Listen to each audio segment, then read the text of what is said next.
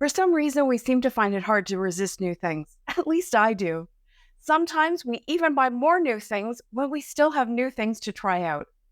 This summer, I'm challenging myself to use all my unused goodies, and I'm starting with some of the stencils.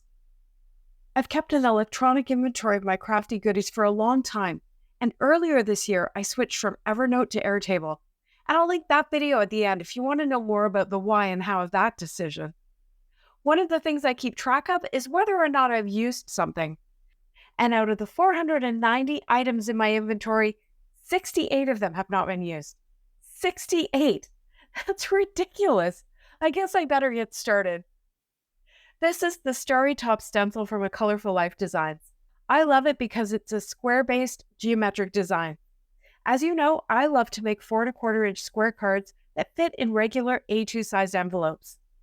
I started by blending a layer of cummerbunding through the stencil. I used one of the large Altenew blending brushes. These are great for getting a layer of solid color down on a large space very quickly. To add some dimension, I grabbed a smaller blending brush and some All That Jazz ink.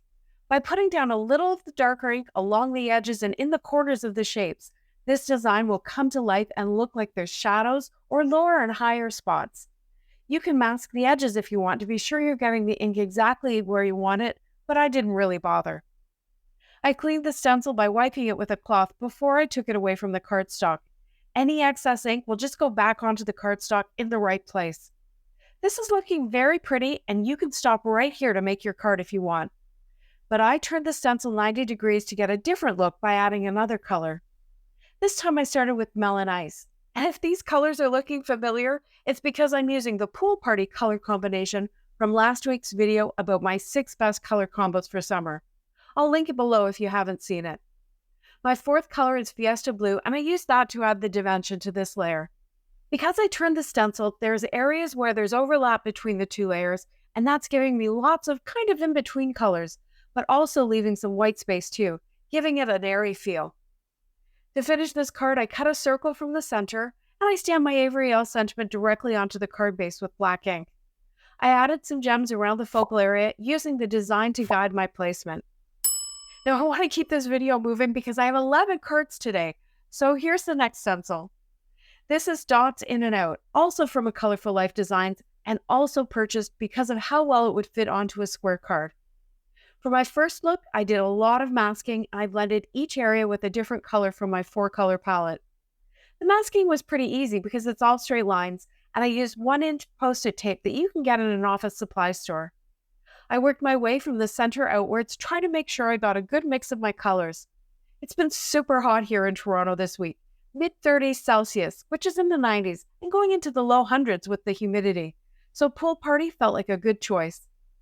To finish this one, I added a stacked up Hero Arts die-cut Happy Word that I had added some All That Jazz ink to, along with a stamped scripty Happy Word from Mama Elephant and some clear gems. There's another look you can get with this stencil by focusing on the 3 concentric squares. Hey, who am I kidding? There's more looks than that, but I'm stopping after this one today. I masked around the innermost square and I blended my Melon Ice ink through that. Then I masked over that square and over the outermost square, and I blended my cummerbund ink through that. Then I covered the center 2 squares and blended Fiesta Blue and All That Jazz around the outside edge. It was about now that I realized I might not get the concentric square look I thought I was getting because of all the open or white space in the design, and I realized I had gotten some cummerbund ink in my Melon Ice, despite my best masking efforts. Well, one way to fix a mistake is to make it look intentional. So I went back in with a little more cummerbund. Not my original plan, but a good rescue. But going back to the concentric look, I decided to mask off the outside of each square and add a lighter layer of the main color, some Melon Ice in the center, and then I skipped the next layer and I added some cummerbund over the outside square. This gave me more of a tone-on-tone look, but still some white space, and I'm definitely getting a 70s vibe from this. I stamped a bold Avery Elle sentiment in the center, and I added some gems in that O in the center of U. This is practically one layer, almost monochrome even, and easy to mail, but it's packed with interest due to that pop of color and the bold sentiment and the sparkle. My next stencil is the Floral Trove stencil from Hero Arts. This has some great shapes and a kind of an offset grid pattern, and it gives a great mixed media collage type look. For my next card, I went super simple and I just blended ink through it. Even then, you can choose the area of the stencil you want to highlight on your card.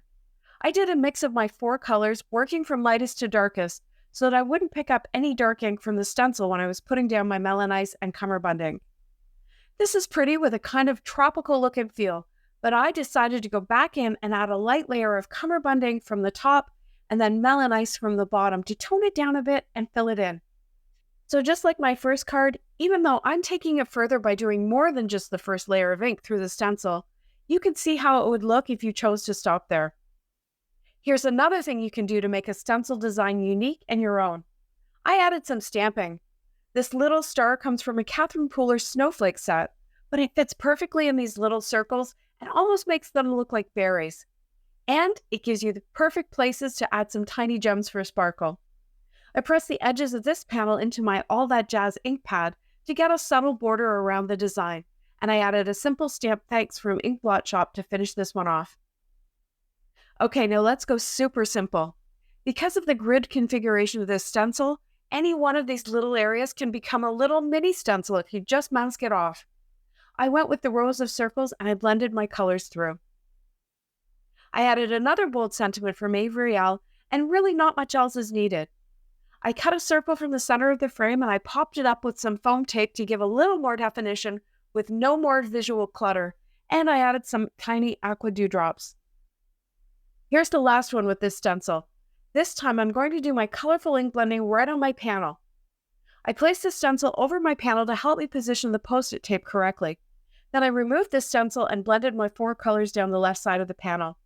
Bigger brushes would have helped this go faster and smoother probably, but these inks smooth out quite a bit as they dry, and I still have one more step to do. I put the stencil in place and I blended black ink through. I chose these 2 areas because I kind of think that together they look like a tall flower with lots of leaves below, and I was very generous with that black ink to try and get maximum contrast. When I removed my masking tape, I saw another little mistake, where some of the ink had seeped under the tape, so here's the 2 things I did to hide that. First, I used a strip die that I have to cut almost like perforation holes down the edge of the ink blending. And I also positioned my die-cut Avery thanks word over top of that little blip, and no one will ever know that it wasn't perfect.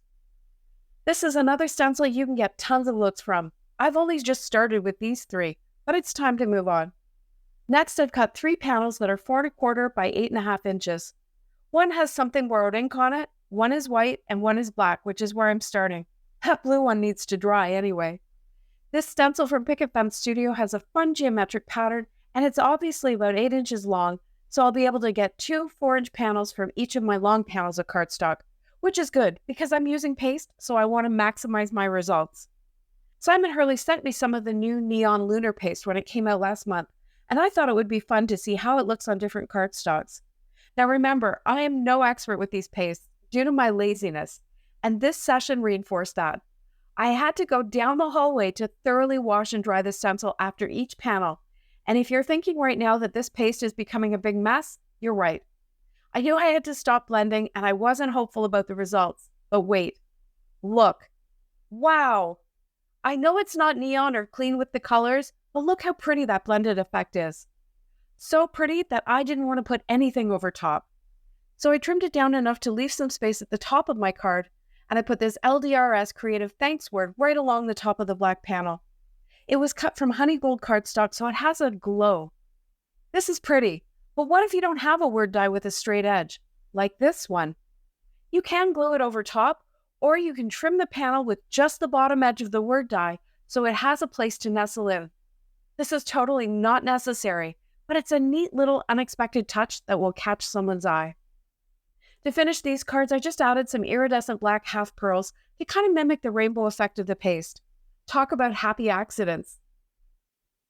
Next was the white panel, and this time I wanted cleaner colors, although I bet that mix would look pretty on this one too. I put the yellow across the top and I worked my way down in rainbow order. I did want a bit of blending between the colors, but I'm still experimenting with paste and I wasn't 100% sure how to achieve that. Now this panel I liked less. I quite liked the bottom portion, but the yellow was a little too light on the white, so I only used one of the panels and I made a kind of nifty mid-century feeling card. I used a couple of die cuts from the Tim Holtz Atomic Elements die set, which was another unused item on my list, along with an old favorite penny black birthday sentiment cut from holographic cardstock to give the look of chrome. And finally, I had that blue panel.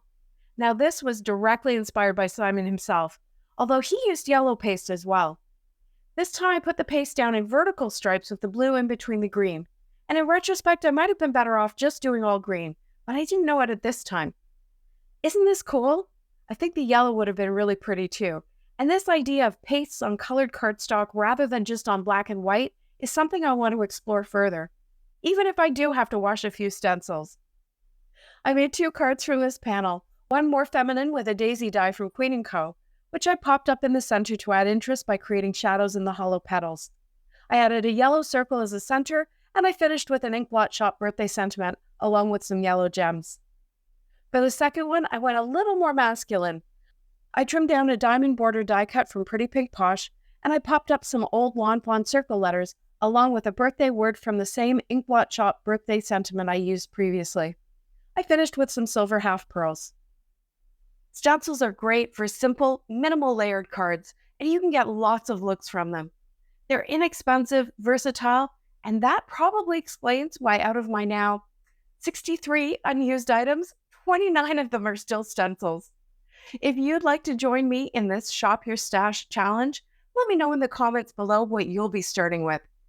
Let's use Shop Your Craft Stash Summer 2024 as a hashtag. I'll follow that hashtag on Instagram so I can check out what you're making, and if you follow it too, we can encourage each other all summer long. Thanks so much for watching.